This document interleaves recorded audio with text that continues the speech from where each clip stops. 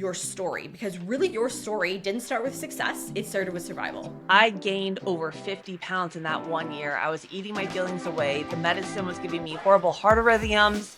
And a big underlying factor that I see a lot of people too is they have the mold. The people that are having the broccoli, and like, I'm gassy, I'm bloated, I'm uncomfortable. So you don't have that fermentation anymore. So if you go on the extreme elimination diet, but you don't get to the root cause of why you were having those issues to begin with, a lot of people, they're like, well, I don't have any digestive issues. we need to make sure our body's working properly in order to break down, because you're not what you eat, you are what you absorb. Go to dinner with your family and not be locked in. If you don't see yourself able to do this extreme diet 5 years from now, it's not going to be sustainable. This is Keep It Clear, real conversations about skin, acne, and women's health without the overwhelm. Because you deserve answers that actually make sense. Today's episode starts now. So both Cris and I are so excited for today's guest. Like, before we hit record, we were just chatting away, and I feel like we could turn this into like a 5-hour workshop if we really wanted. Because from the outside perspective, Elizabeth Aylor, she looks like she's all about fitness. So strong. Like, you can tell everything from her Instagram. Like, you're training for a high rocks. Like, you know what you're doing in the fitness world. But what I really love is it's not just that surface level fitness and strength training. Like, you are a certified strength and conditioning specialist, but you, from your own experience, you've been able to weave in how absolutely important the gut health is to body composition, to fitness, to weight loss, to your metabolism. So aside from being in the fitness world, I love that you've combined your holistic nutrition certification. You also have your functional diagnostic nutrition practitioner like Cris and I. So you're weaving together both the worlds, and we're so excited to delve into, Elizabeth, all about your journey, the gut, the mold, the mast cell activation, and how this massively impacted. So thank you so much for hanging out with us today. And I know we also have a little bit of a guest hanging out on your end as well. Yes, I got little Mr. Tank here. Say hi. And we healed him from mold too. Yep. So if you're not watching on YouTube, she is proudly displaying Tank, the cutest little Frenchie ever, and how we'll go into this today, but the two of you guys actually were dealing with mold issues. So let's rewind a little bit, Elizabeth. I would love to know, like, tell me a little bit about your story, because really your story didn't start with success. It started with survival. Yes, I'm going to give you short notes, because the truth is, when I was a little girl, everything, like, from when I was born, I was a girl with the health issues. I had eczema, rosacea all over my face and body. I always had such severe gut issues, but gut wasn't a thing. So, of course, steroid creams, ointments. I had chronic asthma, so I was on Singulair, nebulizers, all of that. When I was age 13, I bumped into a girl at school who had lice, and it triggered OCD so bad. I went home, I started counting everything. I wouldn't go back to school. I was put on antidepressants, got in therapy. I was homeschooled, and it took over my life. I wouldn't use the washer, you name it. I gained over 50 pounds in that 1 year. I was eating my feelings away. The medicine was giving me horrible heart arrhythms, and I didn't know what to do. Kind of fast track that. I ended up, let's just say, I stopped the medicine. I didn't tell anybody. I got myself back to school. I got myself kind of to a good place. I started losing the weight, but it turned into a eating disorder. So I went from being called fish face fugly with eczema rosacea all over my face. Now I'm dropping the weight, and I can't stop dropping the weight. I started living off of Special K, 0-calorie water, got down to 90 pounds, and that was my all-time low. Anyone can say, you're getting too low in weight and, you need to go. But it takes that person really understanding, hey, this is what's going on with my body and I need to fix it in order to make a change. And I did that. I've done every diet from raw vegan, living off of 30 bananas a day, up to carnivore to heal my gut over my journey. But kind of in between, I ended up with 15 types of parasites, H. pylori, so high, I was at a 12 on the scale. I had SIBO. I had mast cell activation. So if you guys don't know what that is, basically I was at a place where I was living off of 3 foods: white rice, chicken and arugula. And if I ate off those 3 foods, maybe a little bit of histamine and an avocado, my whole body from my head would break out in scabs. I would have red all over me. My nose would run. My eyes would water, chronic anxiety, you name it. And I was dealing with all those health issues. I had chronic constipation. I had 150 colonics. I worked with all the top healing centers. My college years, I looked like I had 30 pounds of fluid sitting in my stomach, and I was just going to school for my degree while every second I had was going into research and creating protocols to heal myself from all these chronic health issues while trying to run a marathon, which I did a few of.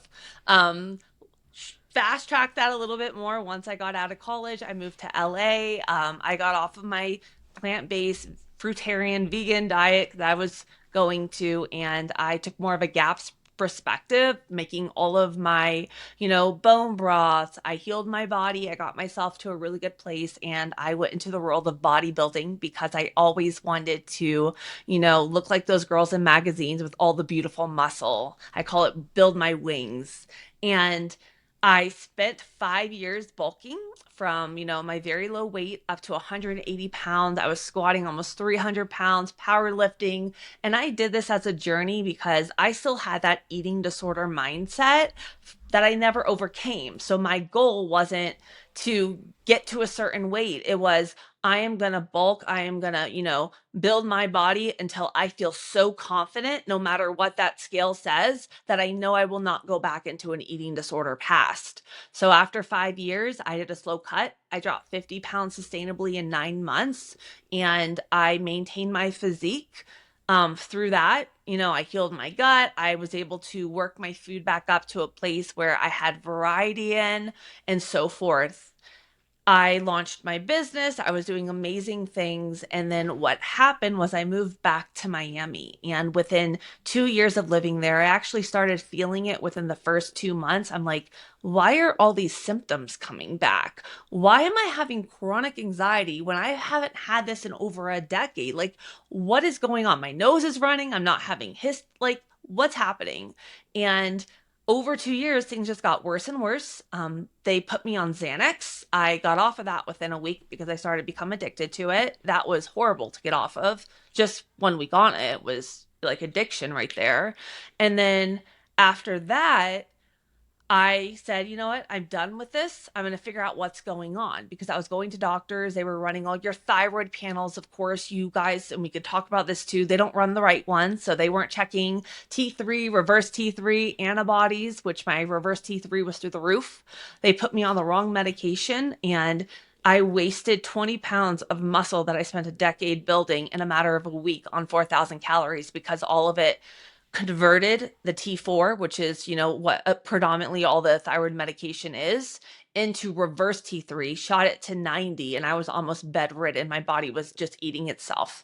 And I, went back, became an FDM practitioner. I did my own testing. I figured out I had mold toxicity. I'm also MTHFR gene mutation, so my body doesn't detox well. It couldn't handle supplements. I was back down to 3 foods again, and I had to heal myself. I had to figure out my thyroid, and I got myself back to a healthy place. And I'm so grateful for my whole journey, because now I could literally look at someone, I know what's going on with their body, and sometimes I don't even need the testing because I'm so good at pinpointing it, because I'm like, yep, been through it. I know what food is causing that. Let's not do that diet. So that's kind of a short, longer staple of my journey so far. And how many years was that journey so far? So the OCD started as 13 and I'm 33.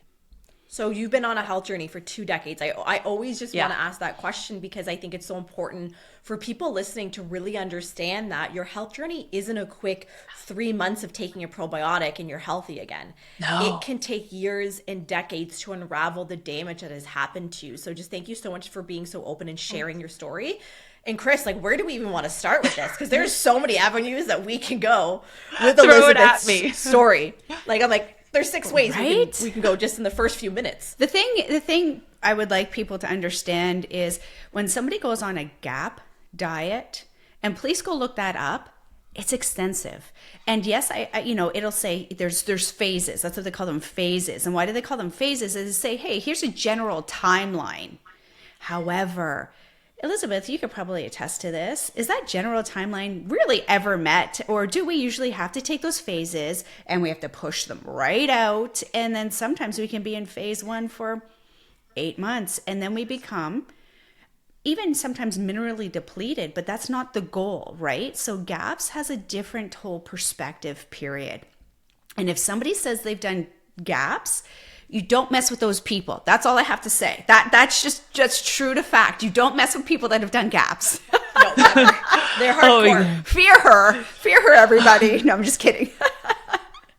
It's like, I know how to make all the concoctions. And a lot of people don't know too, is that like, I was so severe, I ended up going to no plant GAPS, basically. It's probably like a carnivore version.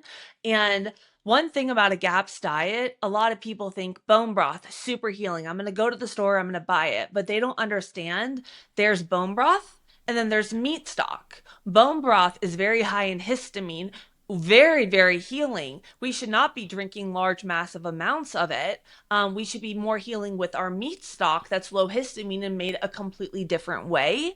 And at the same time, is if you're buying it from the store, it's going to have a lot of garlic and onions in it. So if you're already having an imbalance in your gut microbiome and you're sensitive to those FODMAPs, you could actually be getting more gas and more bloating because of the histamine overload, as well as the FODMAPs in there. So all my clients with mast cell activation, histamine intolerance, you go online and you look up all these healing protocols. That protocol could actually be setting you back because it wasn't meant for your body with the current stage that you're at.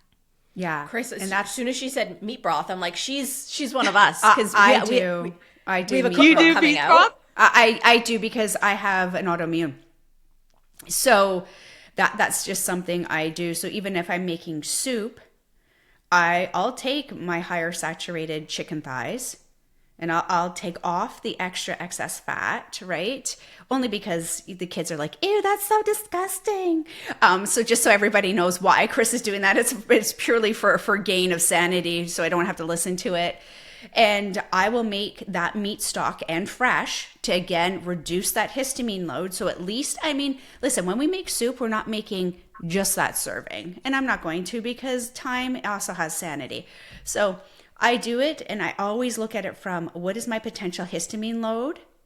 And when am I going to eat this again? So that's what I do. I do fresh, we eat it, and I'll carry it into the fridge for like a day, cool it, boom, it goes into the freezer. I might repurpose it, and then other than that, I deploy it to the rest of the house. And I'm tolerant to that. Right? And Cris, what was the one recipe you contributed to the Clear Skin Kitchen cookbook coming out later this year? What was the one recipe? The meat stock. Was it? There you go. I can remember. Yeah, so it's a meat That's stock. the best recipe. I'm big Best on recipe that. is a meat stock. I'm really big on that. I see, like, my husband will do, like, he'll come home with a whole chicken. He's on this whole thing because his friend told him. His friend, okay? Because his friend, Who's not like, a nutritionist. wife, I don't know. But anyway, so I let him roll with it. And he's drinking vats of brown broth. And I'm like, I'm just waiting till you tell me that your gut feels like it's going to implode. Because again, it's so nourishing that it's over-nourishing. Then it's stimulating. And you know what he's telling me now?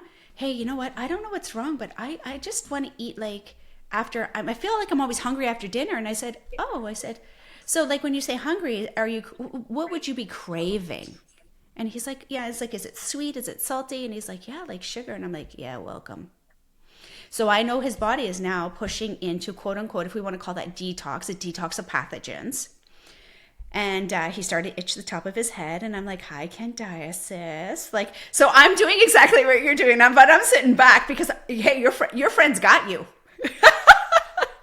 So yeah, I do love that you brought up that GAPS, because, and even the carnivore. Let's go into that a little bit, because I have clients that are strictly carnivore based on, they have severe nerve damage. They have severity of anxiety and depression. So anything that has the electrical impulse inside the body, and that's the difference with carnivore. If you have an electrical current, and we're all currents, so you have electrical current. But if that's distorted, this can be really good. So do you want to dive into that? Because I feel like you're going to be way more educated on the carnivore than myself.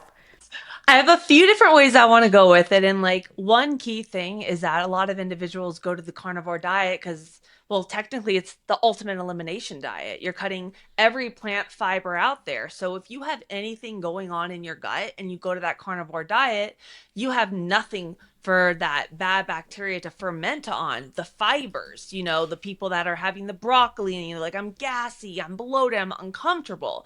So you don't have that fermentation anymore. Does that mean your gut is healed? No, it means that you cut out that factor of where you're having the symptom. So if you go on the extreme elimination diet, but you don't get to the root cause of why you were having those issues to begin with, you are going to be stuck on that elimination diet, the ultimate one, very limited in what you can do, because as soon as you add that food back in, you are going to react again.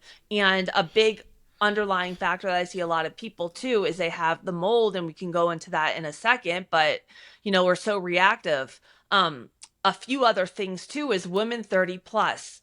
When we go on these ultimate, no carb, just protein diets, our body needs carbohydrates. It needs it. It balances out the cortisol. So what you may realize is you cut all the carbs out, you feel great for the first month, but then maybe you start not sleeping good. Muscle pump in the gym goes away. You start getting more anxiety. You're like, what is going on? Your thyroid, because it could be an additional stressor on your body when you're so limited, and then you have your life stressors going on. That could just cause you almost to go backwards. So we have to look at our hormones and finding that balance and getting to the root cause versus just cutting everything out of our diet. And a few other things with that carnivore diet is there's only so much protein you can have. Your body has to break that down. And if you have an imbalance in the gut and you don't have enough of the stomach acid, your hydrochloric acid, that's what actually denatures the protein into all of your little amino acids. Those amino acids are for building muscle, so body recomposition. Those amino acids we need for all of our neurotransmitters in our brain. So hello serotonin, happy hormones, hello brain fog if we don't. So we need to make sure our body's working properly in order to break down, because you're not what you eat, you are what you absorb. And then if we have even histamine issues going on and you're just eating a ton of meat, then if that meat is, a lot of beef is aged 30 days, high histamine. If that meat is sitting out in the store for weeks, that could be, again, high histamine. I had to buy flash frozen meat. I was so sensitive. So my grocery bill was like $2,000 a month because I was so limited on my food. And then if anything was just sitting even for a day and not flash frozen, I would have hives all over my body. And then let's hit one more aspect of this carnivore diet. I'm losing my thoughts here a second. Minerals. If we're not getting our right minerals in our body at a cellular level, your body needs those minerals too in order for energy. So if women are dealing with low energy and fatigue and anxiety and depression and gut issues, it's not about being dogmatic about a diet. It's about figuring out what's going on with your body and healing why we have those issues, supporting it so that you're able to have balance and sustainability, go to dinner with your family and not be locked in. If you don't see yourself able to do this extreme diet 5 years from now, it's not going to be sustainable. It's not a fat loss, fast fix. It's not a gut fast fix. It could be a short-term thing to get an inflammation down in your body for people that have chronic health issues, but we don't want to be stuck there forever. And that's what I see with so many people. They get stuck there, and then you get fearful of adding the food back in. And then you get fearful of carbs because you retain water, stored in the muscle when you eat the carbs. So you add a little bit in, and then you think you gained all this weight when you didn't. Sorry if I went so many different directions there. That's Cris has a new best friend is what I was thinking. No, I got more too, but I'm like, I'm hold there. No, it's true, because here's the thing is you go on a specific, that's what they are. Even going from a standard North American diet, jumping to an anti-inflammatory, that's enough to give you positive gains. I see people go from standard even to vegan, and then they're like, oh, I have to stay vegan because it made, no, you started eating whole foods. Don't get me wrong, like vegan, there's highly processed vegans too, right? But when we look at the schematic of everything and the carnivore, why I wanted to touch on that one is we need to be eating the right meats too. We do need, so we have to watch a lot of people want to say, oh, I need the lean meat. Well, it's the saturated fats in the other ones that gives us the higher fat content. But we have to balance the fat and the proteins in that. We can't just eat the lean. Then we have to look at the organs. But organs are high in copper and certain things of certain, and women, copper, that could drive up and displace things like bile. And now we can't emulsify our fats. One other cofactor I just want to tell people, because this carnivore is kind of hot lately in my inbox, is also, like you said, the hydrochloric acid. So a lot of people, they're like, well, I don't have any digestive issues. Well, it's because they've read, obviously, when we're eating protein, we have slower motility. We might not be going to the bathroom 3 times a day. I've seen people on carnivore feel fantastic and have a solid poop every other day. You know what I mean? Because of that slower motility. And they're like, I have no issues. You don't know you don't have issues. You don't know. So it's not even so much about just adding, a supplement for digestion. The cofactor is also sodium. Sodium is needed to make hydrochloric acid. So, and potassium. And that's those 2 electrolytes, the sodium potassium pump, that I see go off in carnivore diets. And then all of a sudden, we get all this surge back into what? Unsustainable symptoms. Because we didn't balance the minerals. So I just wanted to touch on that too, because especially with your exercise, a lot of people are like, oh, I get all the protein for my exercise. Again, a little bit of a fallacy. You need to break down. You need to be able to absorb your amino acids so that you can look amazing like Elizabeth. Oh, you're so sweet. I can see your, Can I can add see your one more muscles. thing, I can too? see your muscles. Yeah. So. Like, go check her Instagram out, guys. No, Like, I can't. her I body can't. composition is so impressive. No, I was I like, can't. damn, this girl knows what she's doing over there. Actually, this is where I'd just be jealous. I'm like, oh, remember when I was in my 30s and no. Now I just wear long sleeves. So yeah, I wanted to add one more thing to that because women kind of get thrown off with this. The gallbladder. I have a lot of clients that come to me and they do not have a gallbladder. And they're like, I'm doing keto, I'm doing carnivore, but like, ask yourself this.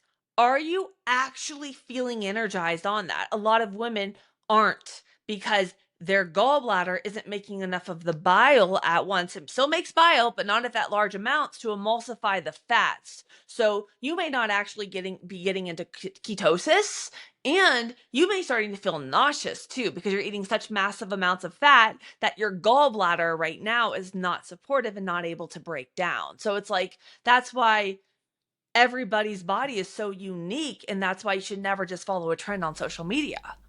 Please don't. Please. Yeah, please don't. Please don't. Yeah, like belly button pain, no gallbladder, your fat is not being emulsified. That's when we start to get into that extenuating circumstance. And you're not even associating your gallbladder, which is way up under your right breast, down to that belly button, right? Yeah, ileocecal valve, everyone go research that one. Bile uptake. This is like, there's just so much. I'm like so excited about this conversation. Cris and I are having like a total geek out moment.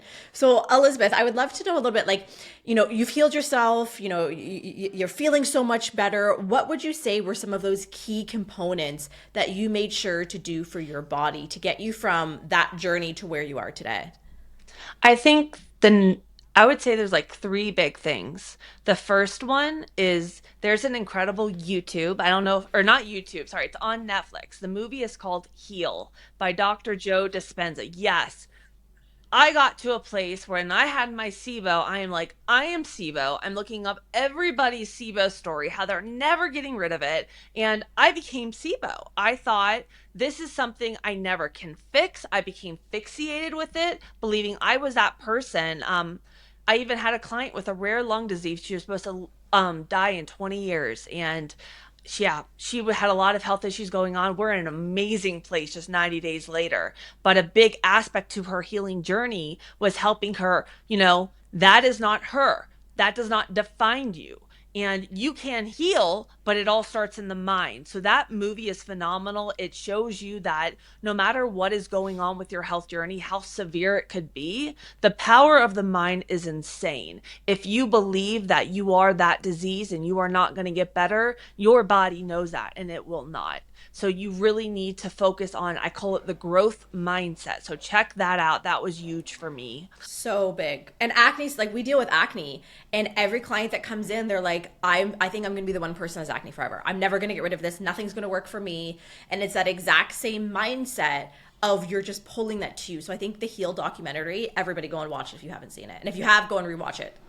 I love that. The next thing was I was that person as I always blamed the food. So we all know stress is a driver, but in this day and age, we're all running around eating on the go. We're never being present with our meals.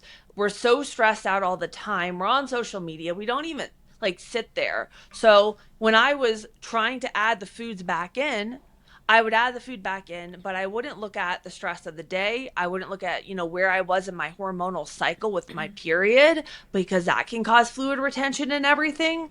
And I would, react to the food when it wasn't the food, and it could have been the stress that day in the environment, because when we are running around and we're not present with the meals and we're stressed about the food and if it's going to react, that puts all the blood toward the external extremities, not towards digestion. So it just makes a false kind of negative, and then you cut all the food out and you're back to square one. It Big one panned for me. down right onto Tank. We couldn't. Oh, really? Yeah, it did. He just made a debut. I was just trying to grab the time Computers there. die too much. And then the third big aspect for me is, I would say, for a long time, is I spent so much time guessing. I'm like, I can, try all these things out. So I was just going to a store, buying a supplement, coming home, reacting to the supplement, trying out the next trend. I was throwing bullets at the target that was completely missing. I see so many women that they're like, I'm not going to invest in so on. It's going to cost so much money to get there, and I'm just going to do it myself. And you know what? Those are the women that end up on a call with me saying no, and a year later, back to me with no results, spending thousands of dollars more, getting lab tests done from doctors that's been 4 minutes with them that say your labs look normal, spending all this money on these supplements, and they're still dealing with these chronic health issues. You need to find somebody that's going to be able to get to the root cause, figure out what's going on with your body. So you're going to end up saving money, getting better faster than versus trying to just throw things at the bullet all alone and be in the same place stuck. We're such a big advocate of that, because you've been on a health journey. Obviously, both Cris and I have been on a health journey, and you waste not just so much money on the issue, but so many years of your life that you will never get back, because we have to be considerate of that time investment. And if we can supercharge, our results and, invest in ourselves, realize we're worthy enough of that investment, you are going to save yourself so much time, where you're going to be able to go on those vacations and have fun. You're going to want to be in photos. You're not going to shy away from being in videos. You're not going to cancel on things. You're going to feel so much more confident in our body and in your body. So really realizing that asking and getting help is not a selfish thing to do, and it's going to save you so much in the long run. It's such a powerful thing. So Elizabeth, you have clients that come in. They're coming into you. They're like, I got to lose 5 pounds. I got to lose 40 pounds. I got to lose 50 pounds.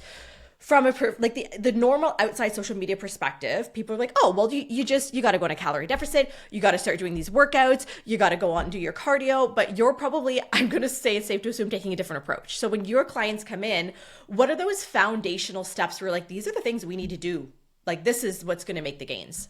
I love it. So when I hop on like my discovery calls with my clients, they're like, yeah, I want fat loss. And then I start asking about cravings, fatigue, if we are on antibiotics, if we're constipated, if we're running to the bathroom, how our libido is. And then I start getting the real answers from everyone. So I don't focus on cutting calories and adding in cardio. I've worked with over 2,000 women. They lost 5 to 40 pounds in 90 days, eating more food, but it wasn't reverse dieting. These women were 40, 50, 60, up into their 80s and beyond with hysterectomies, thyroid, Hashimoto's, EOE, MS.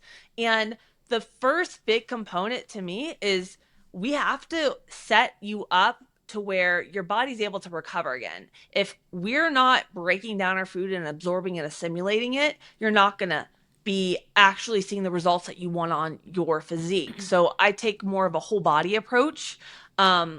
With that being said, as I always start with the foundations, which is the gut, we start normalizing the sleep. A lot of women have busy, stressful lifestyles. So where can we make the nutrition meet your lifestyle to where you're able to have easy, simple things that nourish your gut that don't take a lot of time to prepare?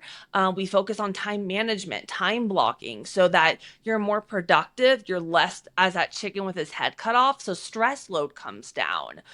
We focus on where's your lifestyle right now and what we could commit to working out. So a lot of women I work with, they train from home.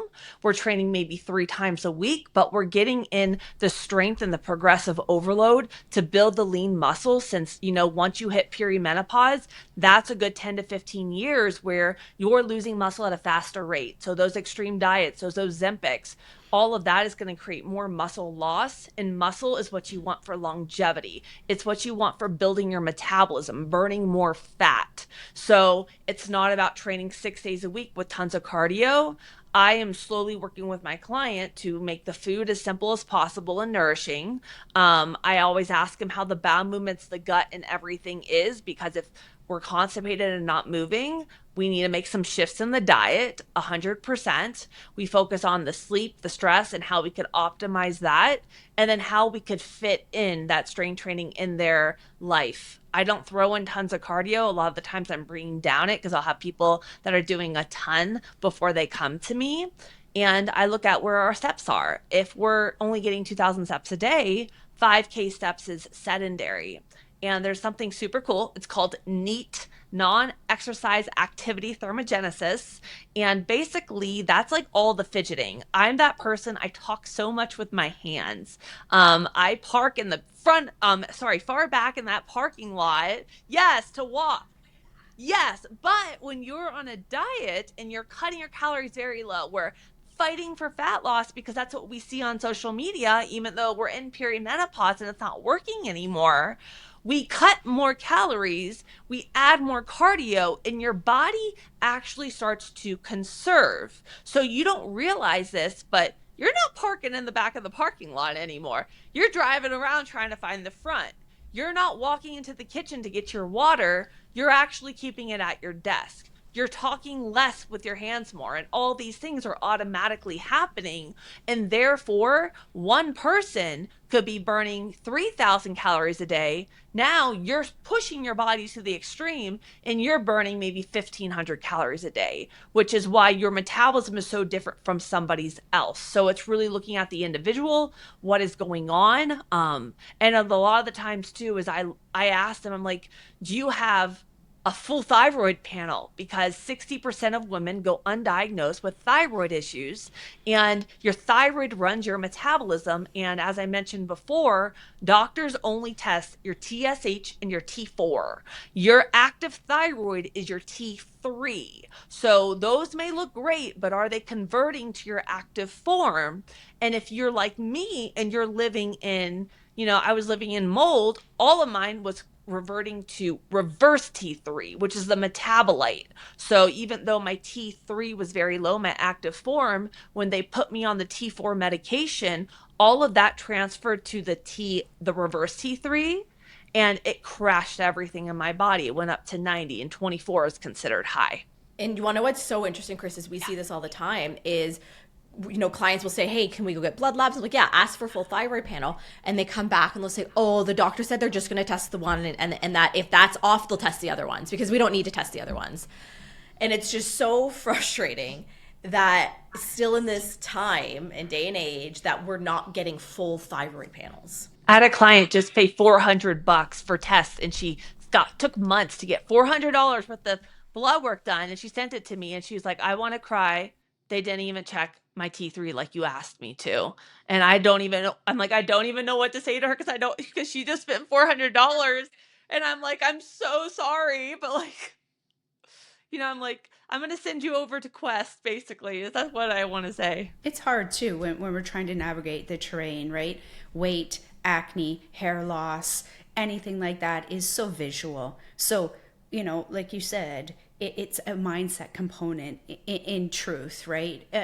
Changing the way you've been eating and changing patterns and changing the way that, no, we go straight into the bathroom and get ready. We don't go downstairs and do something like that. This is what we've ingrained, right? This morning, I had to say, hey, I'm going to be late for a meeting because I had a sick kid and I had to run somebody to school. And I don't like that, right? So I don't like being late because that's something I've told myself that, no, you can't ask. This is an expectation.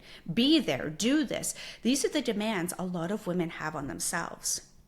My husband says all the time, I'll be on a podcast, I'll be doing something. He's just like, I don't know why you can't just tell them to hold on and answer my question about dinner. And then we come into deep breathing, right? But it's that whole different perspective. It's like, one, again, as a woman, we're like, do you value what I do? Or do I overvalue what I do? Right? So then we have to play that game of back and forth is don't tell me. My logic is don't tell me what to do because nobody likes to be told what to do. Ask me, let me think on it, and I'll get back to you. But we're not even in that society. So by the time clients come to us, they're just like, just tell me what to do. And I'm like, nope, I don't play that game.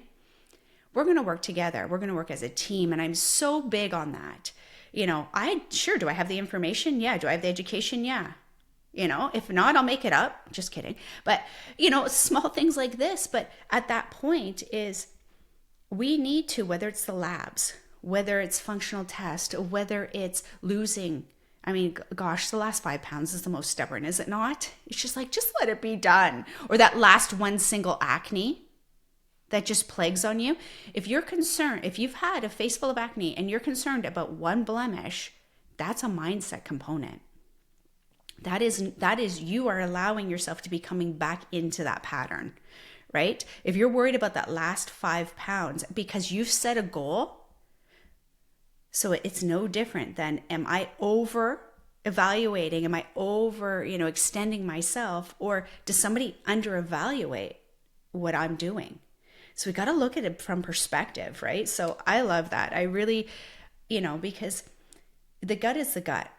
I actually don't say gut. I say digestion as a whole because that's from mouth to anus, right? So people say, what's my root cause? I'm like, stress. They're like, well, what do you mean? I don't have stress. I said, it doesn't matter if you have stress. It's stress. I know it's stress because you can't help if you have a gut. We had stress before we had gut issues, right? Fair. So, I mean, in all that the grand schematic is from weight loss to acne, again, to hair, to toenail fungal, anything where you don't want to be in your true form. What's your next steps? That's what I always ask people. What's your next step? So I'm pretty just big on that stuff. I just want to let you know. So, but I just want to jump really quickly. And I know we're kind of hitting that, in 2 minutes or less time, but can you just quickly go into the fact of the mold? Yes. And the tell us all about Tank's the mold and how you Tank kind the of Frenchie. Yeah. Tank our buddy. I love it. So I say mold is kind of that thing that's starting to pop up now. People are kind of just figuring out, hey, I have all these health issues. What is it tied down to? And I didn't know too much about it until I went through it. And I actually figured out that it's something my father has and a lot of my clients too. So mold can come from grains. Coffee is very high in mold.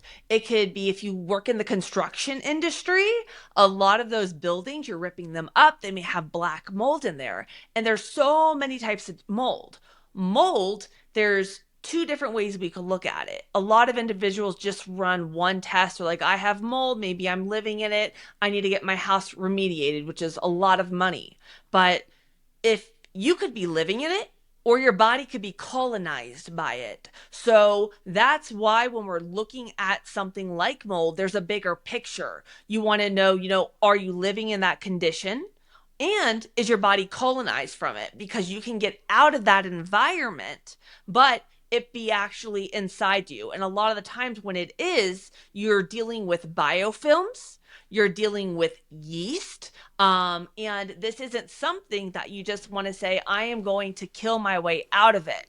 Because a lot of individuals, like me, for example, is I never sweated. I ran marathons. I wouldn't sweat. And I was like, what is wrong with me?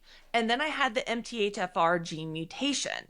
So when someone in any kill protocol, when we're trying to eliminate something from the body, if our body's in this place where we're not sleeping good, we have chronic gut issues, our thyroid's low, we're trying to do these diets, that is not your stage. And maybe you're not sweating. That's not your stage to say, hey, I'm going to go into a kill protocol. You need to build up your body first. You need to support your liver. You need to get your body sweating again so that you're able to open everything up so that when you do kill things off, you're able to get it out of your body. So when it comes to mold, we want to run something maybe like, a myotoxin test and then an oats test to see if we're colonized, a GI map stool test to see if there's things like H. pylori, yeast, candida, any of that going on. Then we want to see where that individual is at with their healing journey and really spend a good amount of time building their body up with the liver, getting, the right support with the gut, getting the food so they're not highly reactive before going into any protocol to remove. Air filters are a great thing too if you are in the environment, because I know remediation and everything's very expensive. So air filters are a great just start point to start clearing up your air. I know the air doc is a good one.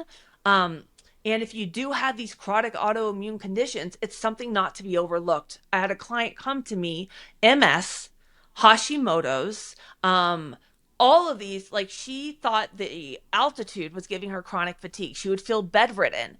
She worked in the construction industry. She was not absorbing her medication. I actually met her at LabCorp when I was getting my thyroid tested because I check my own thyroid every few months to see where I am at. And I was talking to her. She ended up becoming a client.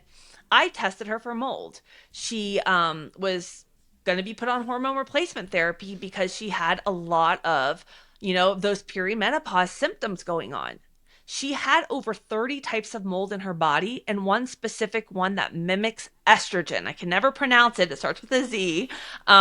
So just in a matter of weeks, this lady has a complete turnover with her recovery within the first week, just not even by killing anything. She's sleeping through the night, less fatigue, energy is going up. So with mold, again, it's not as simple as kill. You have to figure out, are you in the environment? Are you colonized? If you have it very bad, you may not want to bring those clothes with you. I hate to say it. It can be very horrible. Even furniture, unfortunately. Yes. It's furniture, it's carpets, it's clothing. Yes. It's Fabrics. everything. I have laundry detergent that actually you wash the clothes with and it gets rid of the mold spores. And that's like a really good thing. But also your animals. So when I was living in it and didn't know, that was 2 years. My dog went from having amazing health, vibrant, to almost overnight hemorrhaging blood everywhere. He started getting sensitive to everything. He developed severe pancreatitis. He started losing all of his hair. And I just was taking him to the doctors. My health was going at the same time, but I was like, what is up with my dog? I changed nothing with this food. We're so clean. And they just wanted to shoot him up with allergy shots and, put him on that really expensive food that has like a $3 million lawsuit against them. And he was getting worse, and I took it into my own hands and I had to heal him. But I know other people that have lost their pets due to living in that mold environment. And it's so sad and it's horrible. And he's in his best health now, but it was because I took it under my control. I brought out my slippery elm. We're healing your gut. I brought out my healing sloths. We're, getting the yeast off of your skin. And it was something that had to be done. And I healed my dog before I healed myself because our animals, we love them so much. We're like, I'm going to suffer, but what's going on with my baby, basically. So it's not just you, your animals could really be in that environment too. And it's not as simple as just kill with any protocol out there. Never go to someone who's just going to test, look at a paper, say, take all these supplements, not explain them to you, not take the time to teach you, not focus on the lymphatic drainage and removal of the stuff from your body, and even get you pooping first. Because if you're not pooping and you're killing, it's just going to release all those toxins in your body, and you're going to be on the floor feeling like CRAP. Yeah. And then it's going to come back because you didn't get the root cause of why you got those to begin with. Stress, stomach acid, all of that. This has been such an awesome episode. I know we've thoroughly enjoyed it because this is stuff Cris and I geek out about all the time. So, Elizabeth, first, thank you so much for hanging out with us. Thank you for bringing Tank on. It was so great to meet him. I love to see how well he's doing. And if people want to go and check you out, learn more about what you do, where can they find you? So I am all over the internet. My two major platforms, YouTube. If you want education, get to my YouTube, Elizabeth Aylor Fitness. And then my Instagram, if you want some beast mode workouts. And then I also kind of always share my YouTubes in that as well, and all my clients' wins of their healing journeys to inspire. Amazing. Definitely go and check her stuff out. Like, I went and checked it out before we had her on. I was like, oh my God, this is so incredible. You'll get so much value from her. So again, thank you, Elizabeth, for hanging out with us today on Keep It Clear. As always, everybody, all the information is on the show notes. We'll see you next week.